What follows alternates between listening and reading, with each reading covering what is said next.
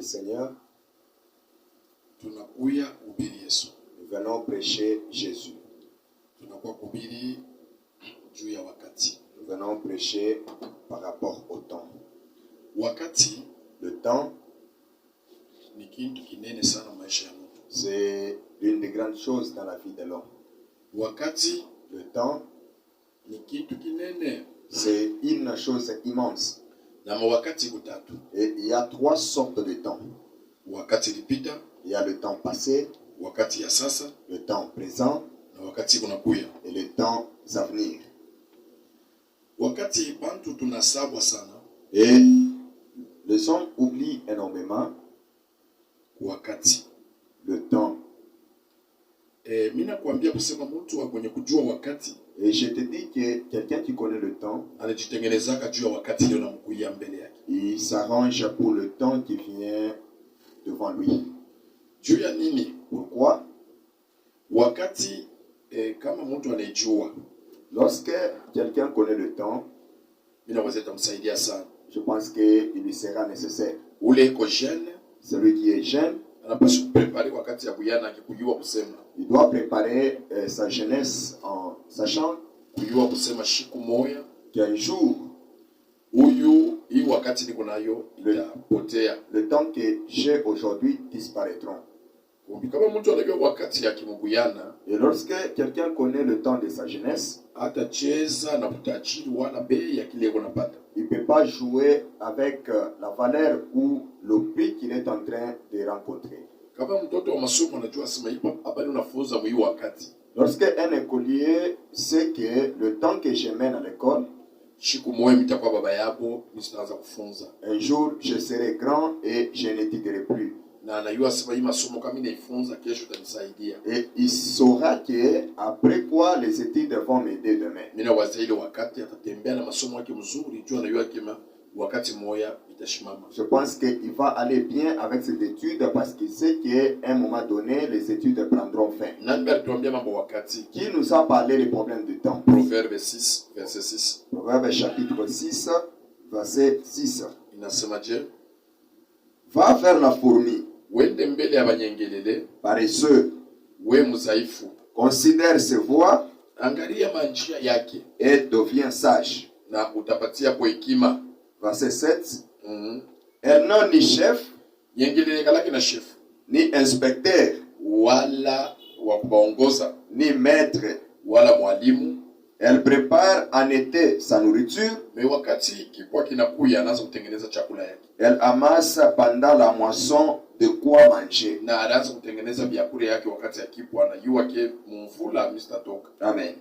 Ni nini namfanya nyengelele kwe? Qu'est-ce qui rend ainsi la fourmi? Anajua alikuwa na ufahamu ya wakati. Elle avait la connaissance du temps. Kama nyengelele kilulu Mungu anamupa wakati kujua. Lorsque Dieu donne la sagesse aux fourmis de reconnaître, kujua wakati ile kunaishi keni kipwa ili tengeneze chakula. Reconnaître le temps qu'il est en train de mener, que je dois préparer la nourriture. Na wakati na wewe ukiana. Et pendant que tu es aussi jeune, wala uko natumika, où tu travailles, unapaswa kutumika mzuri juu kujua ke pension itakuya. Tu dois travailler très bien pour reconnaître qu'il y aura une pension. Na ile pension kama inakuya, et si la pension vient, inapaswa kuwe na chakula ya kule wakati ya kuchoka kwa. Il faut que tu aies déjà la nourriture à manger le temps de ta faiblesse. Mimi nakuita kwa wakati. Moi je t'invite au temps. Hii wakati tuiko, le temps où nous y sommes, tuku ni wakati na yo iko nasema, kila wakati inasemaka. Tout le temps parle et nous sommes dans un temps qui parle. Kama kipwa inakuya, lorsque il y a la sécheresse, wakati kipwa kinakuya, lorsque la sécheresse vient, na kweli kipwa kinajulikana kile kinafika. Et la sécheresse sera reconnue qu'elle est déjà venue. Okay, wakati kuya bei. Le temps sont très importants. Mungu anatuita mu Ecclésiaste 9. Dieu nous invite en Ecclésiaste chapitre 9, verset 11 à 12. Au verset 11 à 12. Na bile binaua bantu. Et ce qui tue les hommes, l'homme voit que sa jeunesse va se prolonger. Il oublie la partie de son futur, il reconnaît seulement la partie présente. Ecclésiaste 9, Ecclésiaste chapitre 9, 11 à 12. Versets 11 à 12. Okay. J'ai encore vu sur le soleil Niliona tena chini ya jua que la course n'est point aux argiles, na nini kukimbia kuko kwa mtu mwenye kujiweza kukimbia, ni la guerre aux vaillants, wala vita kwa mtu wa nguvu, ni le pain aux sages, wala mkate kwa benye hekima, ni la richesse aux intelligents, wala butajiri kwa wale beko na hekima, ni la faveur aux savants, wala kabisa faida kwa benye kuwa na faida. Car tout dépend pour eux du temps et des circonstances. Na kubyote biko nafanyika ni kupitia wakati na maneno ya wakati. L'homme ne connaît pas non plus son heure, na mtu ayue wakati, pareil aux passions qui sont pris au filet fatal. Iko sawa samaki ule anaangukia makila na kushitushwa, et aux oiseaux qui sont pris au piège. Na ndeke anaiviwa tu kumutego ya kushitushwa kumakila. Comme eux, le fils de l'homme sont enclassés au temps du malheur. Na mtoto wa mtu eko ni chikuta mwenye kujifungia fashi mwa paka wakati ya magumu. Lorsqu'il tombe sur eux tout à coup. Na eko na mshitusha mala mwa anapatikana. Amen. Ni kusema nini? Cela veut dire quoi? Mungu anakompare kusema mtu ayu yake wakati. Dieu compare où il dit que l'homme ne connaît pas son temps. Wala wakati yake. Ou son propre temps. Na mtu anakuwa samaki wala shituka tuko makila. Et l'homme devient comme un poisson qui se retrouve seulement dans le filet. Anakuwa ndeke anachikuta deja na yeye makila yake. C'est comme un oiseau déjà dans son piège. Mungu anatafuta tujue wakati yetu. Dieu cherche que nous puissions savoir notre temps. Hii wakati tuiko bila kupayo. Le temps où nous y sommes, je te le confie. Wakati ya kanisa. C'est le temps de l'église. Juu ya nini? Pourquoi?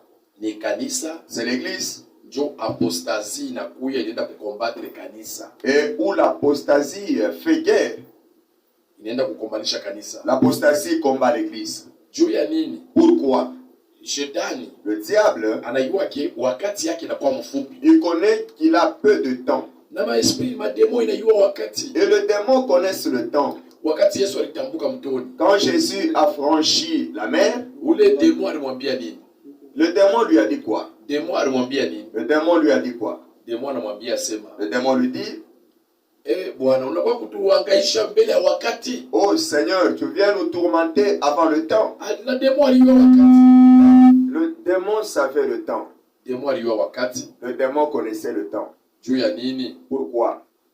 Mungu wetu. Parce que notre Dieu, ni Mungu anatufundisha wakati. C'est un Dieu qui nous enseigne le temps. Hii ni wakati ya kanisa. Ça, c'est le temps de l'église. Kama Mungu naona, si vous voyez, Shetani anaenda kukanisa anaanza kuleta kwa mambo ya haya ya ovyo. Que le diable engendre à l'église des problèmes honteux, des problèmes qui n'ont à faire. Shetani anafabrique batumishi mabongo kwenda kuturumante makanisa. Il crée des faux serviteurs qui tourmentent les églises. Analamusha badada banamuke juu bakakonfondre maekritiri ya Mungu. Il révèle le fausse femme pour combattre les écritures de Dieu. Yote ni matengenezo ya Shetani. Tout ça, c'est l'arrangement satanique. Puisque le diable sait qu'il n'a plus encore le temps. Mais c'est le chrétien qui oublie que c'est le temps de l'église. C'est le temps où Dieu va élever son église. Où l'église régnera. C'est le temps où l'église posera un acte qui attirera tout le monde. Avant que Jésus vienne, l'église vivra une énorme richesse. Les enfants de Dieu, les chrétiens, vivront une richesse énorme. Mais ils ne reconnaissent plus leur temps. Ésaïe 1, verset 3. Ésaïe chapitre 1, verset 3. Bon nombre de gens ne connaissent pas le temps. C'est le temps de l'église où nous y sommes. Ce n'est pas le temps de 666, non. Ce n'est pas ce temps-là. Le temps-là n'est pas encore arrivé. Nous sommes dans le temps de l'église. Le diable fait un acte pour souiller l'église. Le diable change les enfants de Dieu dans l'église. Satan, il s'est infiltré. Selon Actes des Apôtres, chapitre 20. Paul nous conseille dans le verset 28 à 29. Il dit qu'après m'être sorti, sachez qu'ils s'infiltreront de faux frères pour venir piller la liberté que nous avons en Christ. Isaïe chapitre 1, verset 3. Le bœuf connaît son possesseur. Et l'âne la crèche de son maître. Israël ne reconnaît rien. Mon peuple n'a point d'intelligence. Amen. On dit même le bœuf. Il connaît que celui-ci lui oriente. Si vous voyez que le chien est en train d'aboyer devant son possesseur, donc il est devenu insensé.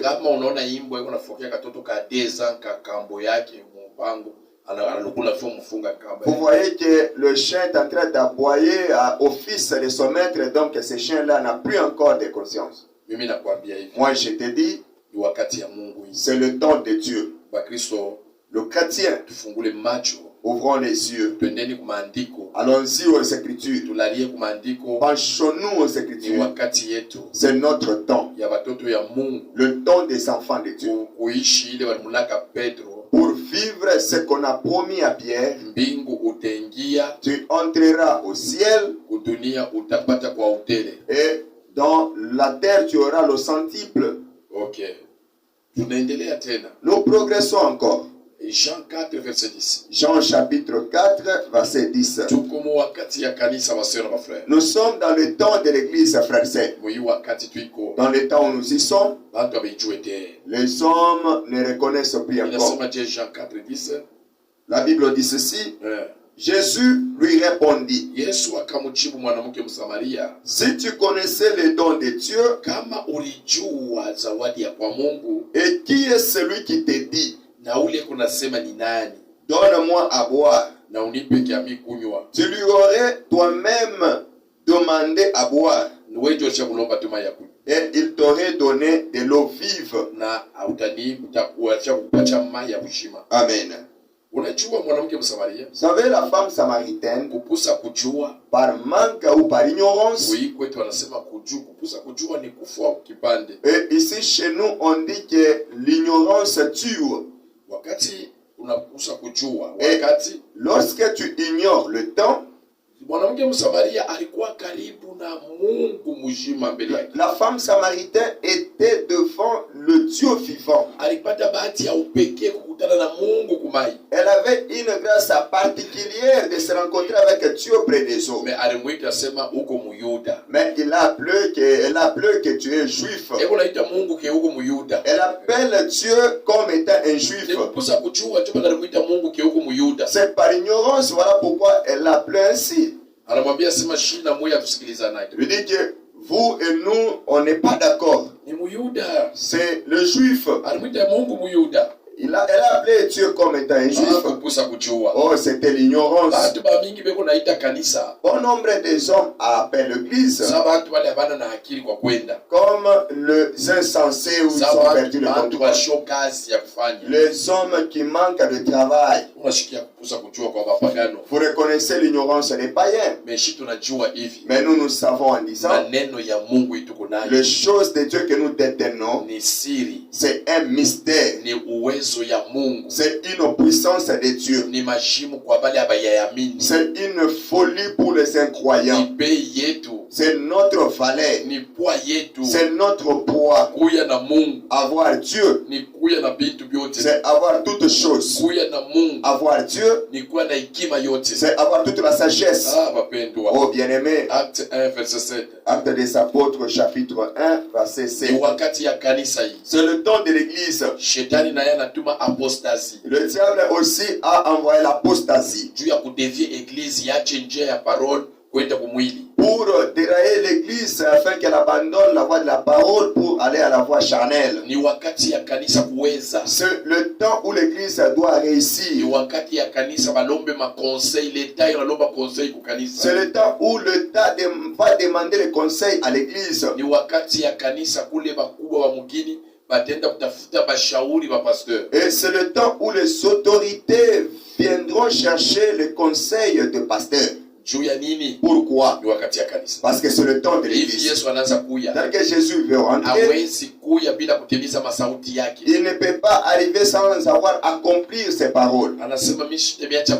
Il dit que je ne vous laisserai pas orphelin. Je vous envoyerai l'esprit. C'est une chose qui manque chez les païens. Mais le chrétien en a. Il leur répondit: ce n'est pas à vous de connaître le temps ou le moment que le Père a fixé dans sa propre autorité. Amen. Ok. On lui a dit que c'est à quel moment. Et aussi chercher à savoir le moment. Pourquoi savoir le moment? Pour reconnaître leur marche. Mais Dieu leur dit que ce n'est plus le temps. Ce n'est pas le temps de connaître le moment. Le moment où le Messie viendra. Le temps qu'il reviendra nous prendre. Les Israélites ont attendu le temps. Que notre Dieu vous bénisse abondamment. Nous disons que 1 Corinthiens chapitre 2 verset 6 à 11. Chapitre 2 verset 6 à 11. Il dit que s'ils savaient, qui était devant eux,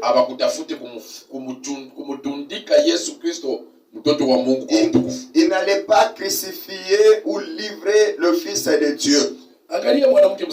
Voyez la femme samaritaine. Quand elle a découvert que c'était le Messie, il est déjà venu. Elle a crié d'elle-même d'une voix forte. Elle dit que je vois le Messie. Venez aussi le voir. Oh bien-aimé en Jésus-Christ, je t'invite à la valeur de temps. Le temps, le valeur de temps, c'est une très bonne chose à pouvoir vérifier dans la vie. Ecclésiaste 3 verset 1 à 8 inasema, écoutez Ecclésiaste qui dit aussi, chaque chose a son temps. Chaque chose a son temps. Psaume 39 verset 4. Psaume chapitre 39 verset 4. Si vous jouez avec les études, tu vas te retrouver illettré, c'est le temps. Si vous bafouez ou déniez votre femme, vous allez vous souvenir de votre femme lorsque vous serez divorcé. Si vous jouez avec le mariage, vous regretterez les conséquences du divorce lorsque vous ne serez plus marié. Le temps a sa valeur. Psaume 39 4.